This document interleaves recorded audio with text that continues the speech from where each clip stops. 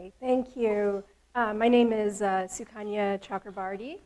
I've been coming to the Santa Cruz meetings for some time now, and it's great to be here again. I'd like to talk with you today about one of my recent interests, which is trying to understand what are the host galaxies of the massive black holes that were detected by LIGO and Virgo. So as you know, one of the surprises from these observations is that the black holes that were detected by LIGO are quite a bit more massive than what we had expected from earlier X-ray studies. And this trend continued with the 2017 observations as well. So you can show that massive black holes form much more easily in regions of low metal content. Okay, so the mass of the black hole is inversely correlated with the metallicity of the environment in which it's forming. And the reason for that is that the winds are much weaker in regions of low metallicity. Okay, so the star retains much more of its progenitor birth mass, which when it collapses to a much more massive black hole. So the early work on trying to identify host galaxies of LIGO-Virgo sources identified dwarf galaxies. Naturally, these are metal-poor environments, and this was found by Astrid Lamberts, as well as my collaborator Richard O'Shaughnessy, using binary merger models, as well as work by Albert et al. Last year using single stellar population models with the phenomenological parametrization of binary formation. So this is a very natural expectation, of course, that you would see these things in primarily in dwarf galaxies, which are metal-poor environments. So when I started to think about this, and I had done prior to this quite a bit of work on looking at the outer H1 disks of galaxies, it occurred to me that the environments of dwarf galaxies and the environments of the outer disks of spiral galaxies are in fact quite similar. Okay, so these are H1 FUV and near view images of M83 from Frank Begiel's paper, which has quite an extended H1 disk. Its diameter is about 80 kpc.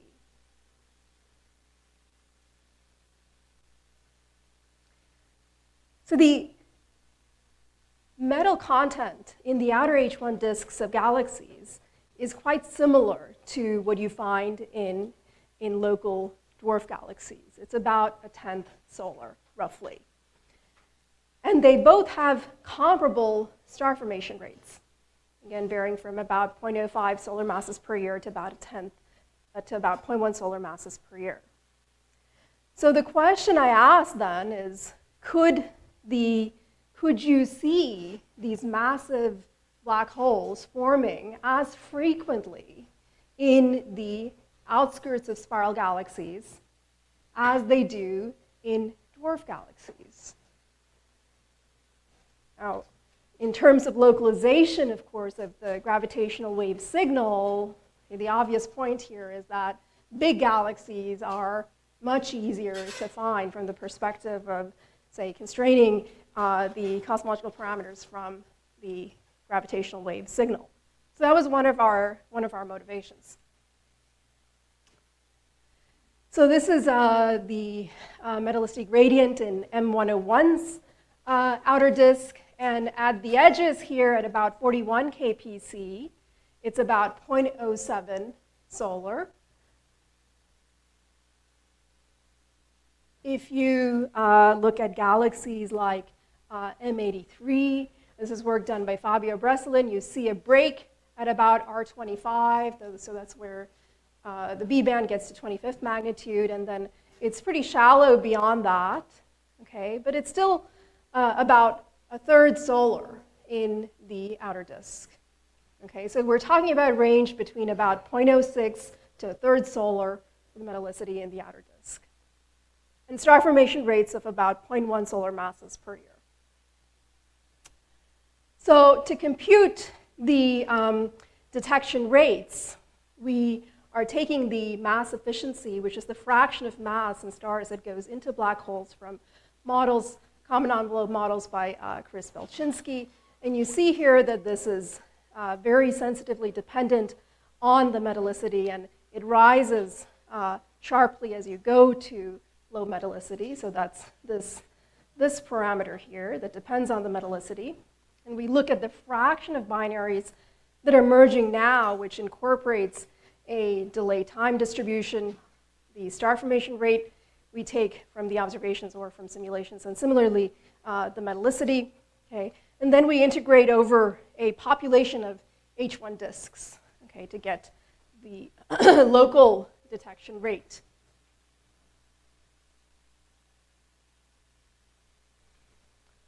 So for dwarf galaxies, we essentially did the same calculation that I showed you for outer H1 disks, and this is showing the detection rate here for dwarf galaxies for various different mass metallicity relations, and the detection rate as a function of the H1 mass going from low metallicities here, 0.06, the Kennicut et al. Observations from M101 to relatively high metallicity in the outskirts, the M83 observations from Breslin et al.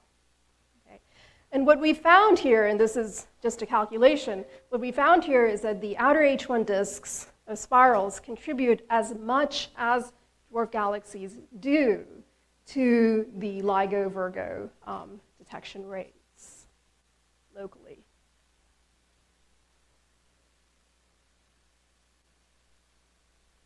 Now, of course, you can't see these binary black holes, right?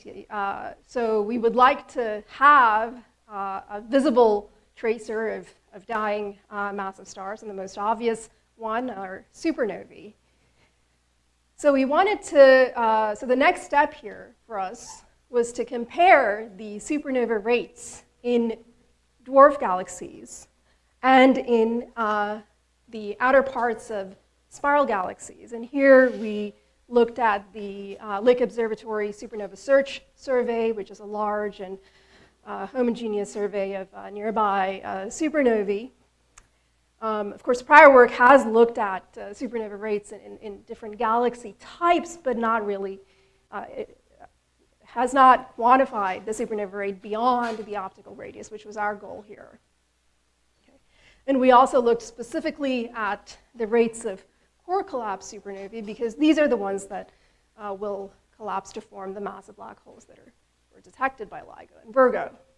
I'll note that the loss survey is magnitude limited to about 19th magnitude, so it is not complete, especially for low luminosity galaxies. And so the rates that we found for dwarf galaxies particularly have a very large uncertainty. So this is the supernova frequency versus stellar mass. Okay, so this is for all supernovae, and this is only for the outskirts. So if you look at the outskirts for roughly spiral galaxy masses here, okay, the numbers are comparable to what you see in fact, larger than what you see for dwarf galaxies.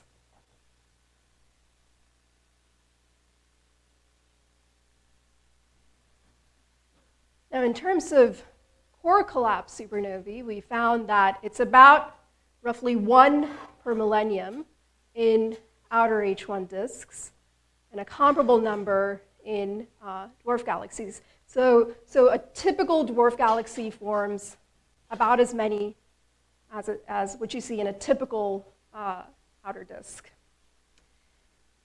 The ratio of core collapse to type 1a supernovae is roughly comparable in dwarf galaxies and in the outskirts of spirals. There is a very large uncertainty when you look at the law survey, when you're looking at dwarf galaxies, just because we had very few core collapse supernovae that we could identify. The inner regions are statistically higher by about a factor of 2 in this ratio of the core collapse to type 1a supernovae relative to the outskirts. If you look at the volumetric rates, the dwarf galaxies are a factor of few higher, okay, in terms of the numbers that these are the volumetric rates of core collapse supernovae in dwarf galaxies with a large uncertainty, but they are a factor of few higher than what we found for outer H1 disks. Okay. Obviously, there are more dwarf galaxies than there are large spirals. So another thing that we were interested in doing, and I want to say this is work that's very much in preparation, is we wanted to look at the redshift evolution of LIGO Virgo sources from cosmological simulations. Okay, and here we've looked at Illustris, and I'll also mention work that we've looked at with the Reggae. We plan to look at Illustris TNG in the future.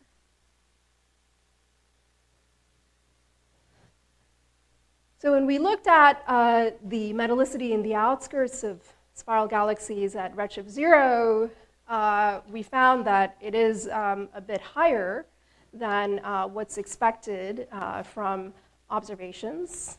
So this is the old Illustris. However, for dwarf galaxies, there is a better agreement between the observations and the mean value of dwarf galaxies for the metallicity at redshift 0. And given the metallicity evolution as well as the star formation rate evolution in dwarf galaxies as a function of redshift, we can, using the same formalism that I used earlier, we can look at the expected detection rate. And this is shown here at the moment just for dwarf galaxies as a function of redshift from the Illustris simulations. And at redshift 0, okay, it does agree pretty closely with the LIGO values. And the shaded region here is just the uncertainty in the LIGO values locally.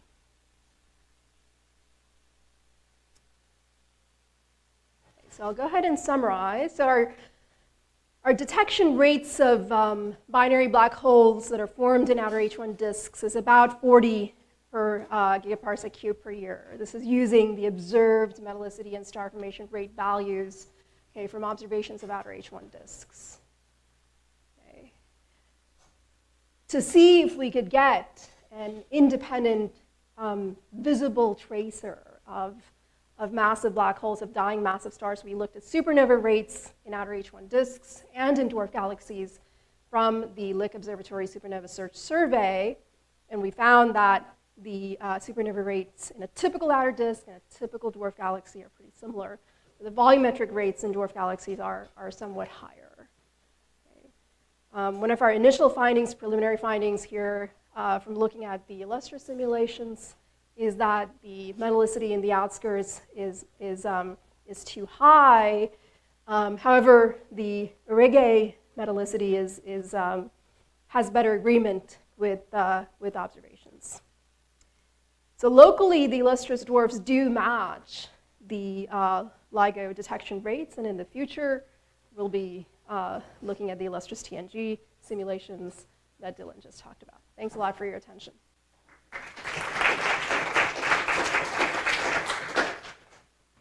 We have time for questions, and if Siki is somewhere, she can set up.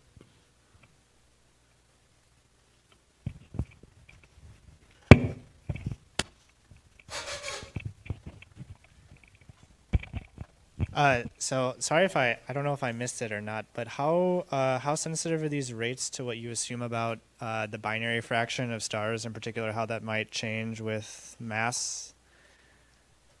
So, we haven't yet explored a wide variety of the Are you asking about the mass efficiency and I just mean like your total population synthesis model for binaries, yeah. right? So this is, what you assume for the metallicity is it's very sensitive to that. So this is a mass efficiency as a function of the metallicity.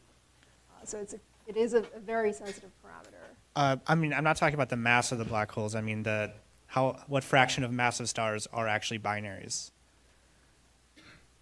I don't remember that off the top of my head. Okay.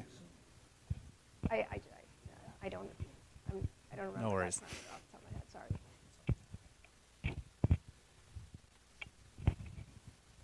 If there is no other question and no other speaker, we can thank Sukanya and all the speakers of the day.